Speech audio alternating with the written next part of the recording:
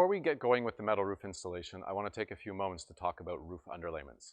Here in the north, where we have extreme winters, high snow and high ice loads, it's important to pay close attention to the protection that you provide at the eave, in the valleys, and around the pipes, or around any other protrusions, such as chimneys. Another important part of the installation is to make sure that your overlaps are done in the proper sequence.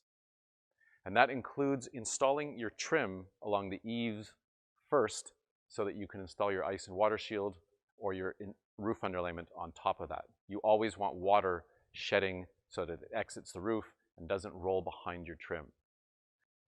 I'm going to go ahead and install the self-adhesive high temperature anti-skid underlayment that we have here along the valleys and up along the eave and around the protrusion, and on the balance of the roof you'll have a non-adhesive high temperature anti-skid synthetic underlayment. Thanks very much for watching, and if you have any questions, please reach out to your All American Steel rep or shoot us a note through social media.